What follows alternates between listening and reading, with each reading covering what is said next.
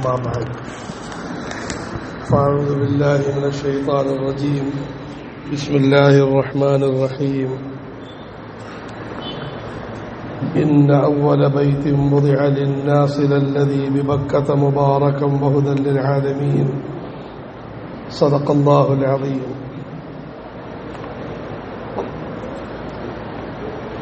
അല്ലാഹു സുബ്ഹാനഹു വ തആലയുടെ വലിയ ഔദാര്യവും കൃപയും കൊണ്ട് പരിശുദ്ധമായ ഹജ്ജ് യാത്രയ്ക്ക് വേണ്ടി തയ്യാറായിരിക്കുന്ന സഹോദരീ സഹോദരന്മാരുടെ സദസ്സാണ്. അനുഗ്രഹീതമായ യാത്ര, ഇതിന്റെ പൂർണ്ണമായ വിവരണം ആദരണീയ ഉസ്താദ് അബ്ദുള്ള മൗലവി ബാക്കവി അവറുകൾ നിങ്ങൾക്ക് മുമ്പാകെ വിവരിക്കുന്നതാണ്. ഹജ്ജ് യാത്രയ്ക്ക് രണ്ട് ഭാഗങ്ങളുണ്ട്. ഒന്ന്, ഇതിന്റെ കർമ്മങ്ങൾ ശരിയായ നിലയിൽ മനസ്സിലാക്കി കഴിവിന്റെ പരമാവധി പരിപൂർണമായി നിർവഹിക്കുക.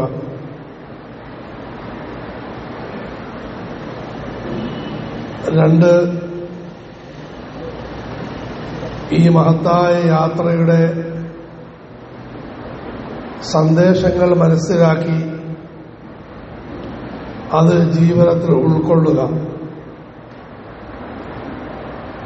പരിശുദ്ധ ഖുർആനിന്റെ വിവിധ ഭാഗങ്ങളിൽ അല്ലാഹു തആല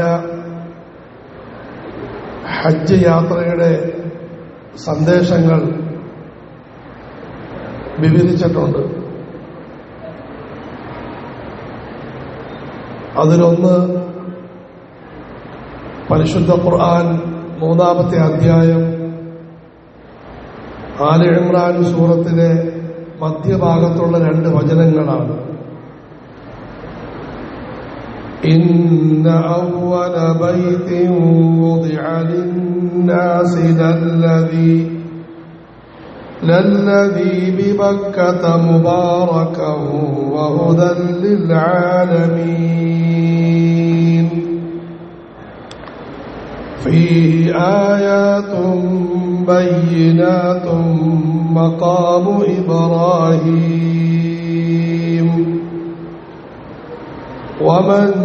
വമൻ ദഖലഹു കാന ആമിനാ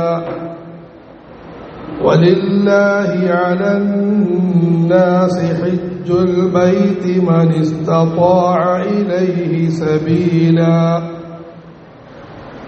ومن كفر فإن الله غني عن العالمين إن أول بيت ഈ ലോകത്തെ പ്രഥമ ഭവനം വുദിഅ ലിന്നാസ് മുഴുവൻ ജനങ്ങൾക്കും വേണ്ടി സ്ഥാപിക്കപ്പെട്ട പ്രഥമ ഭവനം ലല്ലദീ ബിബക്ക, ബക്ക എന്ന നാട്ടിലുള്ള ഭവനമാണ്. മുബാറക, ഈ ഭവനം ഐശ്വര്യം നിറഞ്ഞതാണ്. വഹുദ, സന്മാർഗവും നിറഞ്ഞതാണ്. ലിൽആലമീൻ,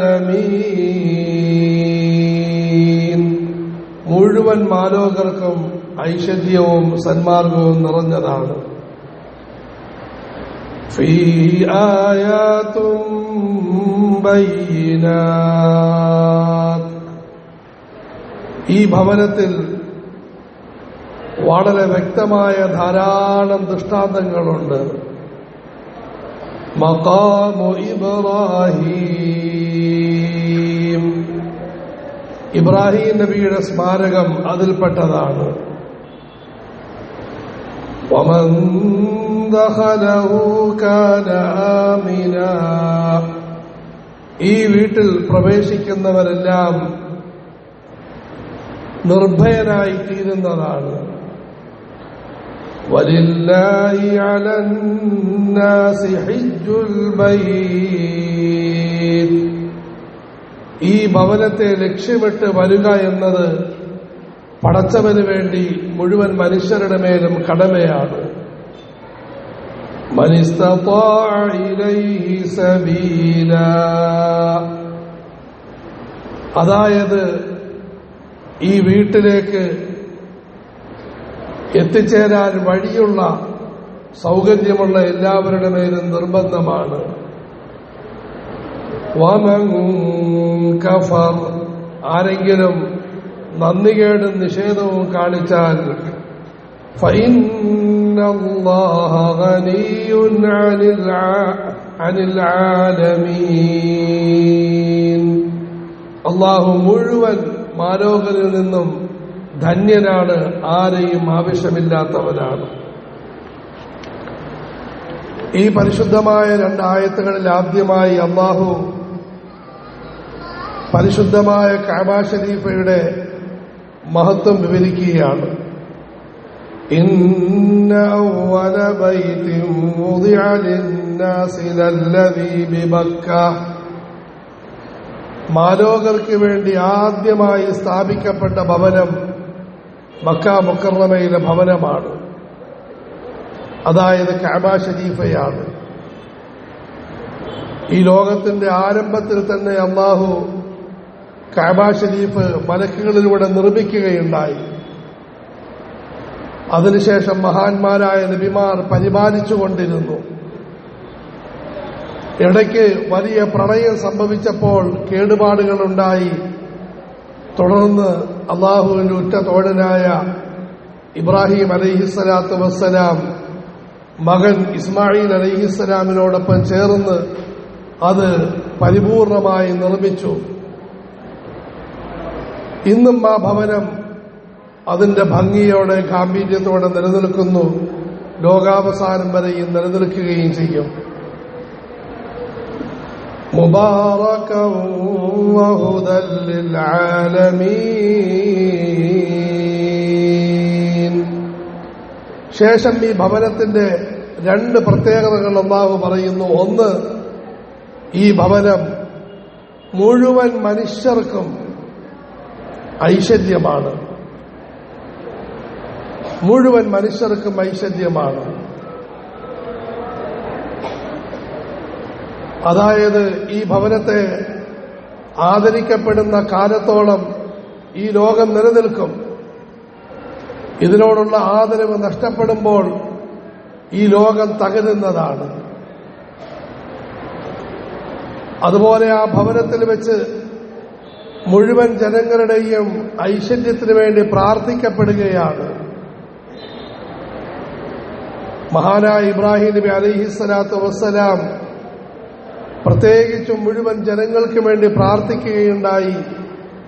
ആദരവായ റസൂലുള്ളാഹി സ്വല്ലല്ലാഹു അലൈഹി വസല്ലം തങ്ങളും എല്ലാ നബിമാരും സഹാബാക്കളും ഔലിയാക്കളും മുഴുവൻ ജനങ്ങളുടെയും നന്മയ്ക്ക് വേണ്ടി അവിടെ വെച്ച് പ്രാർത്ഥിക്കുകയുണ്ടായി. ഇന്നും ലക്ഷക്കണക്കിന് ഹാജിമാരും ഉംറ ചെയ്യുന്നവരും മാനവരാശിക്ക് വേണ്ടി പ്രാർത്ഥിച്ചുകൊണ്ടിരിക്കുന്നു. രണ്ടാമതായി വഹുദൻ ലിൽ ആലമീൻ, ഈ ഭവനം മുഴുവൻ മാലോകർക്കും സന്മാർഗമാണ്, വഴിവെളിച്ചമാണ്, മാർഗദർശനമാണ്. കാരണം ഇത് വെറുമൊരു ഭവനം മാത്രമല്ല. ഈ ഭവനത്തിലേക്ക് മഹാന്മാരായ നബിമാരും മുൻഗാമികളും എല്ലാവരെയും ക്ഷണിച്ചു. അള്ളാഹു തന്നെ ക്ഷണിക്കുന്ന വചനം അടുത്ത വാക്കിൽ വരുന്നുണ്ട്. ഈ ഭവനത്തിലേക്ക് എല്ലാവരെയും ക്ഷണിക്കുന്നു. ഈ ഭവനത്തിൽ വരുന്ന എല്ലാവരും ഒത്തൊരുമിച്ച് അവർ നന്മകൾ പ്രവർത്തിക്കുന്നു. നമസ്കാരം, തവാഫ്, ഹജ്ജ്, ഉംറയുടെ കർമ്മങ്ങളെല്ലാം നിർവഹിക്കുന്നു. അതുപോലെ ഈ ഭവനവുമായി ബന്ധപ്പെട്ട് പടച്ചവന്റെ വചനങ്ങളും പ്രവാചക അധ്യാപനങ്ങളും പഠിക്കുകയും അതിനെ പഠിപ്പിക്കുകയും ചെയ്യുന്നു. ഈ അടിസ്ഥാനത്തിൽ ഇത് മുഴുവൻ ജനങ്ങൾക്കും സന്മാർഗവുമാണ്. ആ സന്മാർഗത്തിന്റെ മാർഗത്തെപ്പറ്റി വിവരിക്കുന്നുണ്ട്. ഹാജിമാരും ഉംറ ചെയ്യുന്നവരും ഈ ഭവനത്തിൽ പോയി എല്ലാ ജനങ്ങളുടെയും ഐശ്വര്യത്തിന് വേണ്ടി പ്രാർത്ഥിക്കുകയും അവർ അവരുടെ നാടുകളിലേക്ക് മടങ്ങി വന്ന് ജനങ്ങൾക്ക് സേവന സഹായങ്ങൾ ചെയ്യുകയും ചെയ്യുന്നു. അതിലൂടെ മുഴുവൻ ജനങ്ങൾക്ക് ഐശ്വര്യമുണ്ടാകുന്നു. അതുപോലെ ഹാജിമാരും ഉംറ ചെയ്യുന്നവരും ഈ ഭവനത്തിൽ പോയി പടച്ചവന്റെ വിളിക്ക് ഉത്തരം നൽകുകയും ആരാധനകളിൽ മുഴുകുകയും നന്മകൾ പഠിക്കുകയും ചെയ്യുന്നു. അവരവരുടെ നാടുകളിലേക്ക് വന്ന് അവർ ഈ പ്രവർത്തനം കൂടുതൽ സജീവമായി പ്രവർത്തിക്കുന്നു. കഅബ ഷരീഫയുടെ കേന്ദ്രമായ മസ്ജിദുകളെ അവർ മുന്നിൽ വെച്ചുകൊണ്ട് ഈ പ്രവർത്തനങ്ങൾ ചെയ്യുന്നു. സ്ത്രീജനങ്ങൾ അവരുടെ വീടുകളെ കഅബ ഷരീഫയുടെ പാടത്തിന്റെ പർണശാലയാക്കി മാറ്റി അവരവിടെ ഈ പ്രവർത്തനങ്ങൾ ചെയ്യുന്നു. അതിലൂടെ ലോകം മുഴുവൻ ജനങ്ങൾക്ക് ഐശ്വര്യവും മാർഗദർശനവും ഇതുവഴിയായി ലഭിക്കുന്നതാണ്. അടുത്ത വചനത്തിൽ അല്ലാഹു തആല ഈ പരിശുദ്ധ ഭവനത്തിന്റെ ചില പ്രത്യേകതകൾ പറയുന്നു. ഫീഹി ആയാതും ബയ്യിനാത്ത്. ഈ ഭവനത്തിൽ വളരെ വ്യക്തമായ ധാരാളം ദൃഷ്ടാന്തങ്ങളുണ്ട്. നിങ്ങൾ അവിടേക്ക് കടന്നു ചെല്ലുന്നു. നിങ്ങൾ തവാഫ് ആരംഭിക്കുന്നത് ഹജറുൽ അസ്വദ് എന്ന് പറയുന്ന അനുഗ്രഹീത കല്ല് സ്ഥാപിക്കപ്പെട്ട സ്ഥലത്ത് നിന്നുമാണ്. അത് പടച്ചവന്റെ വലിയൊരു ദൃഷ്ടാന്തമാണ്. സ്വർഗലോകത്ത് നിന്നും ഇറക്കപ്പെട്ടു. വളരെ വെളുത്തതായിരുന്നു. സബ്ബദത്തുഹു ഖതായ ബനി ആദം.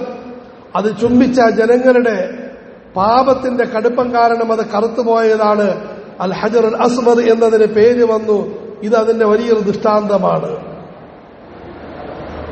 അതിന്റെ ചുറ്റുഭാഗത്ത് ധാരാളം ദൃഷ്ടാന്തങ്ങൾ നിറഞ്ഞു കിടക്കുന്നു. ഹജറുൽ അസ്വദിന്റെ നേരെ വലതുഭാഗത്ത് സംസം എന്ന് പറയുന്നതായ കിണർ സ്ഥിതി ചെയ്യുന്നു.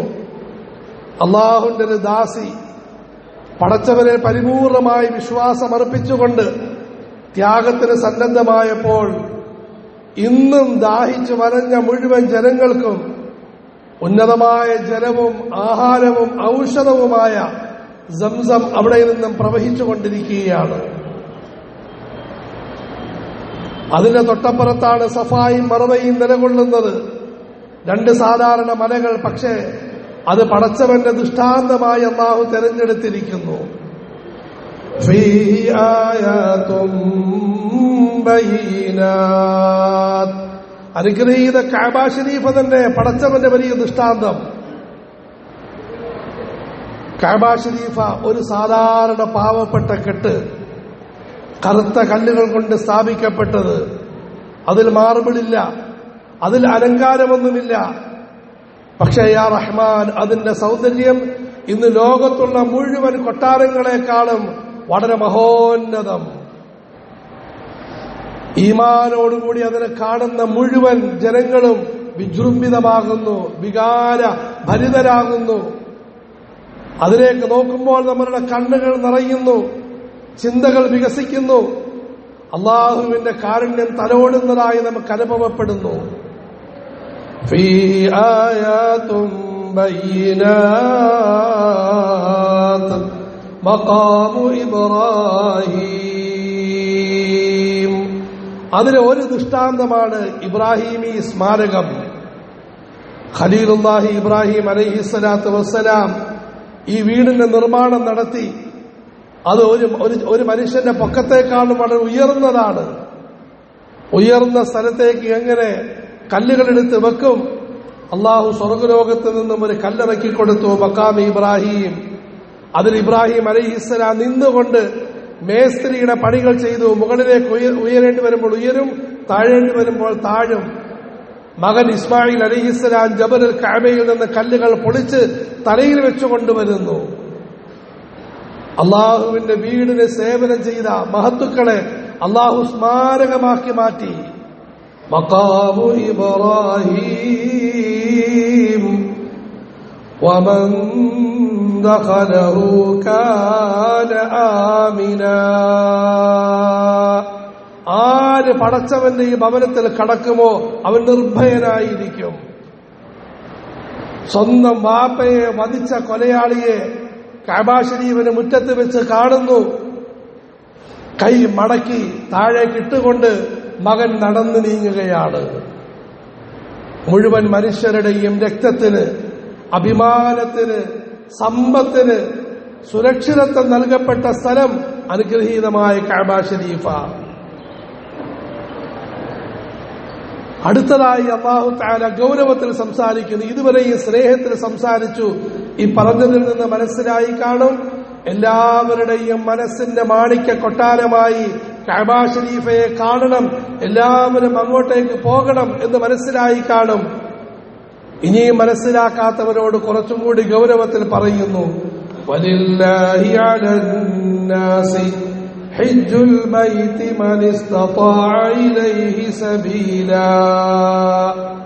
പടച്ചവന് വേണ്ടി ആ വീടിനെ ലക്ഷ്യമിട്ട് വരിക എന്നുള്ളത് എല്ലാ മനുഷ്യരുടെയും കടമയാണ്. പടച്ചവൻ മുഴുവൻ മനുഷ്യരെയും അങ്ങോട്ടേക്ക് വിളിച്ചതാണ്. ഇബ്രാഹിം അലൈഹിസ്സലാം മുഴുവൻ ജനങ്ങളെയും അങ്ങോട്ടേക്ക് സ്വാഗതം ചെയ്തതാണ്. അതുകൊണ്ട് അങ്ങോട്ടേക്ക് വരൽ എല്ലാവരുടെയും കടമയാണെങ്കിലും നിയമം കുറച്ചുകൂടി ലളിതമാക്കി പറയുന്നു. മൻ ഇസ്തതാഅ ഇലൈഹി സബീലാ. അവിടേക്ക് കഴിവുള്ളവർ, വഴി എളുപ്പമായ മുഴുവൻ ആളുകളും അങ്ങോട്ടേക്ക് ലക്ഷ്യമിട്ട് ഹജ്ജിന് വേണ്ടി വരൽ നിർബന്ധമാണ്. ഇസ്ലാമിലെ പഞ്ചസ്തംഭങ്ങളിൽ അഞ്ചാമത്തേതാണ് ഹജ്ജ്. അള്ളാഹു സാമ്പത്തിക ശേഷി കൊടുത്ത, ശാരീരിക ശേഷി കൊടുത്ത മുഴുവൻ സ്ത്രീകളുടെ മേലും പുരുഷന്മാരുടെ മേലും ഹജ്ജ് നിർബന്ധമാണ്. അതിനെ ഒരിക്കലും വീഴ്ച വരുത്താൻ പാടില്ല, പിന്തിച്ചു വെക്കാൻ പാടില്ല. നമ്മുടെ മഹാനായ ഉസ്താദ് ഷെയ്ഖുന മൗലാന മുഹമ്മദ് ഈസ മംബഈ ഈ സദസ്സുകളിൽ പറയാറുള്ള ഒരു വാചകമുണ്ട്, ഹദീസുണ്ട്. പിൽക്കാലഘട്ടത്തിൽ പ്രത്യേകിച്ചും കൊറോണയുടെ തരംഗം ഉയർന്നപ്പോൾ ആ ഹദീസ് വല്ലാതെ ഓർമ്മ വന്നു. ആർക്ക് ഹജ്ജിന് കഴിവുണ്ടോ അവൻ എത്രയും പെട്ടെന്ന് ഹജ്ജ് ചെയ്യാൻ നോക്കി. കാരണം എന്തെല്ലാം തടസ്സങ്ങളുണ്ടാകുമെന്നറിയില്ല. അതുകൊണ്ട് സഹോദരങ്ങളെ, ഹജ്ജ് നിർബന്ധമായവർ 128-ാം വയസ്സിലേക്ക് പിന്തിക്കാതെ എത്രയും പെട്ടെന്ന് നേരത്തെ കാലത്തെ അത് ചെയ്യണം. പിന്നെ നമുക്കൊരു ധാരണയുണ്ട്, ഹജ്ജ് ചെയ്താൽ പിന്നീട് പാപങ്ങളൊന്നും ചെയ്യാൻ പാടില്ല, അതുകൊണ്ട് മരണത്തിന്റെ തൊട്ട് തലേന്നായിരിക്കണം ഹജ്ജ് ചെയ്യേണ്ടത്. സഹോദരങ്ങളെ, ഹജ്ജ് ചെയ്യുന്നവരെല്ലാം, നമസ്കരിക്കുന്നവരും നോമ്പ് പിടിക്കുന്നവരും ആരും പാപങ്ങൾ ചെയ്യാൻ പാടില്ല. പിന്നെ മനുഷ്യനാണ് പാപമുണ്ടായിപ്പോയി അല്ലാഹു തആല പൊരുത്തം ചോദിക്കാനുള്ള വഴികൾ, പടച്ചവനോട് തൗബ ചെയ്യാനുള്ള മാർഗം തുറന്നു വെച്ചിരിക്കുന്നു. അവസാനമായി കാരുണ്യവാനായ പടച്ചവൻ കൂടുതൽ ഗൗരവത്തിൽ പറയുന്നു, വമൻ കഫർ. ആരെങ്കിലും നിഷേധം കാണിച്ചാൽ, നന്ദികേട് കാണിച്ചാൽ, പടച്ചവൻ പണം തന്നു, അതുകൊണ്ട് ലോകം മുഴുവനും കറങ്ങി നടന്നു, അള്ളാഹുവിന് വീട്ടിലേക്ക് മാത്രം വരുന്നില്ല. പടച്ചവന് ആരോഗ്യം കൊടുത്തു, ലോകം മുഴുവനും കറങ്ങുന്നു, പടച്ചവന് വീട്ടിലേക്ക് മാത്രം വരുന്നില്ല. അങ്ങനെയുള്ളവരും എല്ലാവരും മനസ്സിലാക്കണം, ഫഇന്നല്ലാഹ ഗനിയ്യുൻ അനിൽ ആലമീൻ. പടച്ചവൻ മുഴുവൻ മനുഷ്യരെ തൊട്ടും ആവശ്യമില്ലാത്തവനാണ്. പടച്ചവന് ആരെയും ആവശ്യമില്ല. എല്ലാവരും പടച്ചവനിലേക്ക് ആവശ്യക്കാരനാണ്. അതുകൊണ്ട് പടച്ചവൻ നിങ്ങളെ അവലംബിച്ച് നിൽക്കുന്നുവെന്നാലും വിചാരിക്കരുത്. നിങ്ങൾ പോകുന്നില്ലെങ്കിൽ കൈയും കാലുമില്ലാത്ത ആളുകൾ കഅബ ശരീഫിന് ചുറ്റുഭാഗത്തും തവാഫ് ചെയ്യും. സമ്പന്നരായ ആളുകൾ പോകുന്നില്ലെങ്കിൽ വെറും സാധുക്കളായ പാവത്തുങ്ങൾ അവർ അറഫയിൽ നിന്ന് മുസ്ദലിഫയിലേക്ക് വികാരഭരിതരായി നടക്കുന്ന സാഹചര്യം കാണും. ഒരിക്കൽ ഞങ്ങൾ അറഫയിൽ നിന്ന് മുസ്ദലിഫയിലേക്ക് വരികയാണ്. വാഹനം ഇടയ്ക്ക് വെച്ച് നീങ്ങുന്നില്ല, വല്ലാതെ ബുദ്ധിമുട്ടായി. നേരത്തെ രാവിലെ ആകുന്നതിന് മുമ്പ് അങ്ങോട്ട് പോകുകയും വേണം. ഹാജിമാരോട് പറഞ്ഞു, എന്റെ അഭിപ്രായം നമുക്ക് പതുക്കെ ഇവിടെ നിന്നും ഇറങ്ങി നടക്കാമെന്നാണ്. അവരെല്ലാവരും ബുദ്ധിമുട്ട് പറഞ്ഞ് എങ്ങനെ നടക്കാനാണ്, നല്ല ക്ഷീണം, ബുദ്ധിമുട്ട്.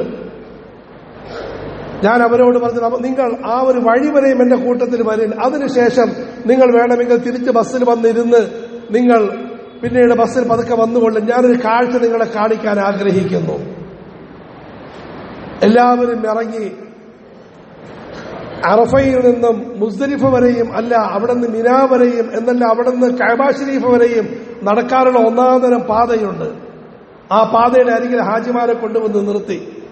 കുഴഞ്ഞിരിക്കുന്നു, ക്ഷീണിച്ചിരിക്കുന്നു, ബുദ്ധിമുട്ടുന്നു എന്ന് പറയുന്ന ഹാജിമാരെല്ലാം കൊണ്ടു നിർത്തി. എന്താ കണ്ട കാഴ്ചയെന്നറിയാമോ? കണ്ണ് കാണാത്ത പാവത്തുങ്ങൾ ആളുകളെ തുണിയിൽ പിടിച്ച് വികാരഭരിതരായി തൽബിയത്തും തക്ബീറും ചൊല്ലിക്കൊണ്ടു പോകുന്നു. കാലില്ലാത്തവർ എഴഞ്ഞ് ഈ വഴിയിലൂടെ അതിവേഗതയിൽ അങ്ങേയറ്റം വികാരത്തോടുകൂടി നടക്കുന്നു. പാവത്തുങ്ങളായ പണ്ഡിതന്മാർ, സാധുക്കൾ, അവരുടെ കയ്യിൽ സാധനങ്ങളൊന്നുമില്ല. അവർ വികാരഭരിതരായി വഴിയിൽ കൂടി നടന്നു പോകുന്നു. ഒരു 15 മിനിറ്റ് ഹാജിമാര് കണ്ടു കാണും. അവര് പറഞ്ഞു, സുബ്ഹാനല്ലാഹ്, ഞങ്ങളിതും പറഞ്ഞ് നിൽക്കണമോ?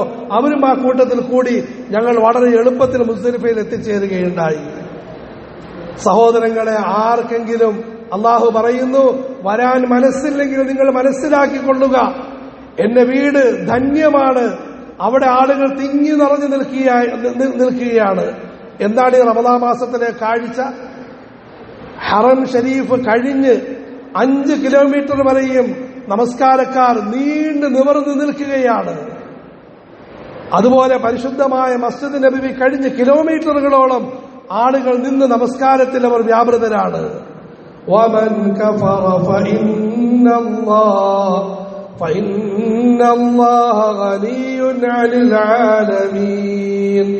അതുകൊണ്ട് പ്രിയപ്പെട്ട ഹാജിമാരെ, സൗഭാഗ്യവാന്മാർ, പടച്ചവന്റെ കൃപ, കാരുണ്യം, നിങ്ങളെല്ലാവരും പോയി വരും. അങ്ങേയറ്റ സന്തോഷത്തോടെ ഈ പറയപ്പെടുന്ന കർമ്മങ്ങൾ ശരിക്കും മനസ്സിലാക്കി അതിനെ നന്നായി ഉൾക്കൊണ്ട് സംശയങ്ങൾ വല്ലതുമുണ്ടെങ്കിൽ പണ്ഡിതരോട് ചോദിച്ച് നിവൃത്തി വരുത്തി എല്ലാവരും യാത്ര ചെയ്യും. കൂട്ടത്തിൽ മനസ്സിലാക്കൻ, സന്ദേശം മനസ്സിലാക്കൻ. 2 കാര്യങ്ങൾക്കാണ് നിങ്ങൾ പോകുന്നത്. മുബാറക്കൻ, നിങ്ങൾ ഐശ്വര്യവാന്മാരായിരിക്കണം, ജാതിമത വ്യത്യാസമില്ലാതെ മുഴുവൻ ജനങ്ങൾക്കും. വഹൂദൻ, നിങ്ങൾ സന്മാർഗമായിരിക്കണം, ജാതിമതമില്ലാതെ മുഴുവൻ മനുഷ്യർക്കും. അതിനവിടെയുള്ള സന്ദേശങ്ങൾ ഉൾക്കൊണ്ട് നബിമാരുമായി ബന്ധപ്പെട്ട്, പ്രത്യേകിച്ച് അഷ്റഫുൽ ഖൽഖ് മുഹമ്മദ് റസൂലുള്ളാഹി സല്ലല്ലാഹു അലൈഹി വസല്ലം തങ്ങളുമായി വലിയ ബന്ധമുണ്ടാക്കി സഹാബാക്കളുടെയും ഔലിയാക്കളുടെയും മാർഗം സ്വീകരിച്ച് അള്ളാഹു എനിക്ക് നിങ്ങൾക്ക് ദീർഘായുസ്സ് നൽകുമാറാകട്ടെ. ധാരാളം വർഷം ഇവിടെ കഴിഞ്ഞ് ജാതിയുടെയും മതത്തിന്റെയും വെറുപ്പിന്റെയും ഒരവസ്ഥാവിശേഷം സംജാതമായിരിക്കും നമ്മുടെ രാജ്യത്തെ. പ്രത്യേകിച്ചും സന്മാർഗത്തിന്റെയും ഐശ്വര്യത്തിന്റെയും വിളക്കുകളാകാൻ അള്ളാഹു തൗഫീഖ് നൽകുമാറാകട്ടെ. ഒരു സംഭവം മാത്രം പറഞ്ഞുകൊണ്ട് ഞാൻ എന്റെ വാക്ക് അവസാനിപ്പിക്കുന്നു. ഇന്നത്തെ ഏതാണ്ട് അവസ്ഥ പോലെ തന്നെയായിരുന്നു 1947 ഈ രാജ്യം സ്വതന്ത്രമായ സമയത്ത്. റമദാൻ മാസത്തിനാണ് രാജ്യം സ്വതന്ത്രമാകുന്നത്, റമദാൻ 27 രാവിൽ. അന്ന് റമദാനിന് മുമ്പ് ഒരു മനുഷ്യനും ഭാര്യയും അവർ ഹജ്ജിന് വേണ്ടി പുറപ്പെട്ടു. അന്ന് 2 മാസം 3 മാസം പിടിക്കുമായിരുന്നു. അവർ മക്ക മുക്കറമയിൽ പോയി, മദീനയിൽ പോയി. അതിനിടയിൽ ഈ രാജ്യം സ്വതന്ത്രമായി. പക്ഷെ ദൗർഭാഗ്യവശാൽ രാജ്യം 2ആയിട്ട് മുറിക്കപ്പെട്ടു. ഹജ്ജ് കഴിഞ്ഞ് അദ്ദേഹം വന്ന് പോയത് കറാച്ചി വഴിയായിട്ടാണ്. തിരിച്ച് കറാച്ചിയിൽ തന്നെ വന്ന് ഇറങ്ങി. അവിടെയുള്ളവർ പറഞ്ഞു, നിങ്ങൾ ഇന്ത്യയിൽ, അദ്ദേഹത്തിന്റെ പഞ്ചാബിലാണ് അദ്ദേഹത്തിന്റെ സ്ഥലം, നിങ്ങൾ ഇന്ത്യയിലോട്ടൊന്നും പോകേണ്ട ആവശ്യമില്ല, കൊല്ലപ്പെടും, അതുകൊണ്ട് നിങ്ങൾ ഇവിടെ തന്നെ താമസിച്ചുകൊണ്ട്. ഹാജിമാരായ നാം ഓരോരുത്തരും പറയേണ്ട ഒരു വാക്കുണ്ട്. അദ്ദേഹം ആ വാക്ക് പറഞ്ഞു, എന്റെ പടച്ചവൻ എന്നെ ജനിപ്പിച്ചത്, എന്നെ ജീവിപ്പിച്ചത് ഇന്ത്യ മഹാരാജ്യത്താണ്, ഞാൻ അവിടെ തന്നെ പോകും. എന്റെ വാപ്പയും ഉപ്പയും അവിടെ മസ്ജിദ് പണിതിട്ടുണ്ട്, മദ്രസ പണിതിട്ടുണ്ട്, അത് സജീവമാക്കാൻ വേണ്ടിയാണ് ഞാൻ അവിടെ നിൽക്കുന്നത്, എനിക്ക് അങ്ങോട്ടേക്ക് തന്നെ പോകണം. അവർ പറഞ്ഞു, നിർബന്ധമെങ്കിൽ ചാകാൻ വേണ്ടി പോയിക്കൊള്ളി. അദ്ദേഹം ഇന്ത്യ രാജ്യത്തെത്തി. നീണ്ട സംഭവം. അദ്ദേഹം നാട്ടിലേക്ക് വന്ന സമയത്ത് ആദ്യം ആളുകളെല്ലാം അമ്പരന്നു. എല്ലാവരും ഹൈന്ദവർ, മുഴുവൻ ആളുകളും സിഖുകാര്. അതിനിടയിൽ ഹാജി എങ്ങനെ എത്തി? പക്ഷെ അന്നും ഇന്നും ഈ രാജ്യത്തുള്ള നല്ല മനുഷ്യരുടെ മനസ്സിൽ ഇസ്ലാമിക കാര്യങ്ങൾക്ക് വലിയ വിലയുണ്ട്. പടച്ചോ നിലനിർത്തുമാറാകട്ടെ. ഹജ്ജ് ചെയ്യുന്നു, വലിയ ഭക്തിയാണ് അന്നും ഇന്നും. നമ്മളത് ഇല്ലാതാക്കരുത്, വളരെ ശ്രദ്ധിക്കണം. അതുകൊണ്ട് തന്നെ എല്ലാവരും അമുസ്ലിം സഹോദരങ്ങളോട് യാത്ര ചോദിച്ചിട്ട് പോകണം. അവർക്ക് വേണ്ടി പടച്ചവരോട് ദുആ ചെയ്യണം, അവർക്ക് ഉപഹാരങ്ങൾ കൊടുക്കുകയും വേണം. അതുകൊണ്ട് അവർ ആദ്യത്തിൽ ഒന്നും ചെയ്തില്ല. അദ്ദേഹത്തോട് പറഞ്ഞു, നിങ്ങൾ വീടും പറമ്പും എല്ലാം പോയി, നിങ്ങൾ ഈ മസ്ജിദിൽ താമസിച്ചുകൊള്ളിൻ, നിങ്ങളുടെ ഭാര്യ അവിടെയുള്ള മദ്രസയിൽ താമസിച്ചുകൊള്ളിൻ. അദ്ദേഹം പറഞ്ഞു കുഴപ്പമില്ല, ഇവിടെ താമസിച്ചുകൊള്ളാം. ഭാര്യ ഭർത്താവും കൂടി മസ്ജിദിലും മദ്രസയിലും താമസിച്ചു. മിച്ചം വന്ന പൈസ കൊണ്ട് 1-2 പശുവിനെ മേടിച്ചു. പാല് കറന്ന് അവർ ജീവിതം മുമ്പോട്ട് നീക്കാൻ തുടങ്ങി. ജനങ്ങളെല്ലാവരും ഇവരുടെ അരികിലേക്ക് തന്നെ വന്നു. കാരണം ശുദ്ധമായ പാല് ഇവിടെ മാത്രമേ കിട്ടാനുള്ളൂ. അവരുടെ സ്വന്തം ജാതിക്കാരും മതസ്ഥരും പാലിൽ വെള്ളം ചേർക്കുന്നു. നല്ല പാല് വേണമോ? മുല്ലാക്കയുടെ അരികിൽ പോകണം, ഹാജിയാരുടെ അരികിൽ പോകണം. ഇടയ്ക്ക് ജനങ്ങൾക്ക് രോഗം വരും, ഇവരവിടെ പോകും, അവരുടെ എല്ലാ തലയിൽ കൈവെക്കും, സൂറത്തുൽ ഫാത്തിഹ ഓതി ഊതും, ദുആ ചെയ്യും. അള്ളാഹു അവരുടെ രോഗങ്ങൾ മാറ്റിക്കൊടുക്കുന്നു. ഇതിനിടയിൽ അദ്ദേഹത്തിന് 2 പേർക്കും പ്രായം കൂടി. അവർ നാട് വിട്ട് വേറെ എവിടെയെങ്കിലും പോകാൻ അവർ ആലോചിച്ചു. കാരണം മരണം സംഭവിച്ചാൽ ആര് ഖബറടക്കും? അവർ നാട്ടുകാരോട് പറഞ്ഞു, ഇതുപോലെ ഞാനും എന്റെ ഭാര്യയും അടുത്ത് മരിക്കാൻ സാധ്യതയുണ്ട്, അതുകൊണ്ട് ഞങ്ങൾ നാട് വിട്ട് മുസ്ലിമീങ്ങൾ ഏതെങ്കിലും പ്രദേശത്ത് പോകാൻ ആഗ്രഹിക്കുന്നു. അവർ പറഞ്ഞു, ഇല്ല, ഇവിടെ തന്നെ നിങ്ങൾ മരിക്കണം, ഇവിടെ തന്നെ നിങ്ങൾ ഖബറടക്കും. ശരിയാണ്, പക്ഷെ എന്നെ ആര് എങ്ങനെ ഖബറടക്കും? അവർ പറഞ്ഞു 3 വഴി. ഒന്ന്, നിങ്ങൾ മരിച്ചു കഴിഞ്ഞാൽ ഞങ്ങൾ 1-2 മണിക്കൂർ നേരത്തേക്ക് മുസ്ലിമായി നിങ്ങളെ കുളിപ്പിച്ച് ഇവിടെ ഖബറടക്കാം. അദ്ദേഹം പറഞ്ഞു, എനിക്ക് വേണ്ടി മുസ്ലിമാകുന്ന സ്വഭാവമൊന്നും ഇസ്ലാമിലില്ല. എന്നാ പിന്നെ നിങ്ങൾ മരിച്ചു കഴിഞ്ഞാൽ ഞങ്ങൾ പോയി ഒരു മുസ്ലിയാരെയും കുറച്ച് ആൾക്കാരെയും കൊണ്ടുവന്ന് നിങ്ങളെ കുളിപ്പിച്ച് ഖബറടക്കാം. ഇല്ല, മരിച്ചു കഴിഞ്ഞാൽ അധിക സമയം ദീർഘിക്കുന്നത് നല്ലതല്ല. 3ാമത്തെ അഭിപ്രായം പറഞ്ഞു, ഇന്ത്യ രാജ്യത്ത് പടച്ചവൻ നിങ്ങളെ കൊണ്ട് അഭിപ്രായം പറയിക്കട്ടെ എന്ന് പടച്ചവനോട് ആത്മാർത്ഥമായി ദുആ ഇരക്കുകയാണ്. നിങ്ങൾ ഇവിടെ നിന്നും ഹജ്ജിന് പോയ സമയത്ത് ഇവിടെ താമസിച്ചിരുന്ന ആളുകളെയെല്ലാം ഞങ്ങൾ വീടുകളിൽ നിന്ന് പിടിച്ചിറക്കി ഡൽഹിയിലേക്ക് മറ്റും അയക്കുകയുണ്ടായി. അവിടെ അവർ നരക ജീവനം നയിക്കുകയാണ്. ഞങ്ങൾ അവിടെ പോയി അവരിൽ കുറച്ച് ആളുകളെ വിളിച്ചുകൊണ്ടുവന്ന് ഇവിടെ താമസിപ്പിക്കാം. അവർ അത് നിങ്ങളുടെ ഇഷ്ടം. അങ്ങനെ അവർ ബസ്സിൽ പോയി ഡൽഹി ചേരി പ്രദേശത്ത് നിന്നും നാട്ടുകാരായ ആളുകളെ പിടിച്ചുകൊണ്ടുവന്നു. ഇവരുടെ സ്വന്തം സഹോദരങ്ങളെ വീടുകളിൽ നിന്ന് പുറത്താക്കി അവിടെ താമസിപ്പിച്ചു. ഈ സംഭവം വിവരിച്ച മൗലാന സയ്യിദ് അബുൽ ഹസൻ അലി റഹ്മത്തുള്ളാഹി അലൈഹി അവർ പറയുന്നു, ഞാൻ ഈ സംഭവം പറയുന്ന അന്ന് വരെയും ആ മസ്ജിദിൽ ബാങ്ക് ഉയരുന്നുണ്ട്, ആ മദ്രസയിൽ ഖുർആൻ പഠനം നടക്കുന്നുണ്ട്. പ്രിയപ്പെട്ട ഹാജിമാരെ, നിങ്ങളിലൂടെയാണ് ഇന്ത്യ രാജ്യത്ത് പുതിയൊരു അരുണോദയം സംഭവിക്കുക എന്ന് നിങ്ങൾ വ്യക്തമായി മനസ്സിലാക്കണം. അതിന് നിങ്ങൾ മക്കയിൽ നിന്ന് മദീനയിൽ നിന്ന് ഹുദൻ മുബാറക്കൻ വഹുദൻ ലിൽ ആലമീനായിട്ട് വരണം. നിങ്ങൾ മുഴുവൻ ജനങ്ങൾക്കും ഐശ്വര്യമാകണം, മുഴുവൻ മനുഷ്യർക്കും സന്മാർഗമാകണം. അതിന്റെ നിലയ്ക്കാത്ത നിർദ്ധരിയാണ് മക്ക മുക്കറമ മദീന മുനവ്വറ. ഇത് മനസ്സിലാക്കി വളരെ സന്തോഷത്തോടുകൂടി പോകിൻ. എന്നിട്ട് നിങ്ങൾ വരിൻ, ജനങ്ങളുമായി നല്ല നിലയിൽ ബന്ധപ്പെട്ട് ദീർഘകാലഘട്ടം ജീവിക്കും. അള്ളാഹു നമുക്കെല്ലാവർക്കും ഇതിന് തൗഫീഖ് നൽകുമാറാകട്ടെ. അള്ളാഹു ഈ വർഷത്തെ ഹജ്ജ് വലിയ ഖൈറിനും വലിയ നന്മയ്ക്കും കാരണമാക്കുമാറാകട്ടെ. എല്ലാ ശത്രുക്കളെ തൊട്ടും അള്ളാഹു തആല നമ്മെ നമ്മുടെ നാട്ടുകാരെയും കാത്തുരക്ഷിക്കുമാറാകട്ടെ. പ്രത്യേകിച്ച് നടക്കാനിരിക്കുന്ന ഈ തെരഞ്ഞെടുപ്പ് അള്ളാഹു തആല വലിയൊരു നന്മയ്ക്ക് കാരണമാക്കുമാറാകട്ടെ. എല്ലാവിധ അപകടങ്ങളും രക്ഷയ്ക്ക് അള്ളാഹു കാരണമാക്കുമാറാകട്ടെ. ഈ നാട് പടച്ചവൻ നമ്മളെ ഏൽപ്പിച്ച നാടാണ്. ഈ മണ്ണ് പടച്ചവൻ ഏൽപ്പിച്ച മണ്ണാണ്. അതിന്റെ മോചനം നമ്മളെല്ലാവരും നമ്മുടെ മസ്ജിദുകളെ മുബാറക്കും ഹുദയുമാക്കണം, നമ്മുടെ വീടുകളെ മുബാറക്കും ഹുദയുമാക്കണം. അള്ളാഹു നമുക്ക് തൗഫീഖ് നൽകുമാറാകട്ടെ. അതിനുവേണ്ടി ഈ പരിപാടിക്ക് എല്ലാവിധ മംഗളങ്ങളും ആശംസകളും അർപ്പിച്ചുകൊണ്ട് വാക്കുകൾ അവസാനിപ്പിക്കുന്നു. ജസാക്കുമുല്ലാഹ്. അസ്സലാമു അലൈക്കും വറഹ്മത്തുള്ളാഹി.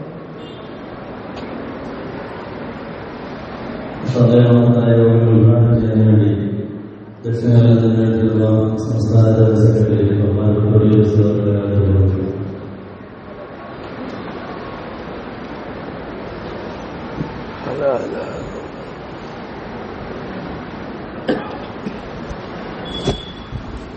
ബാത്റൂമിൽ 150 രൂപ കിട്ടിയ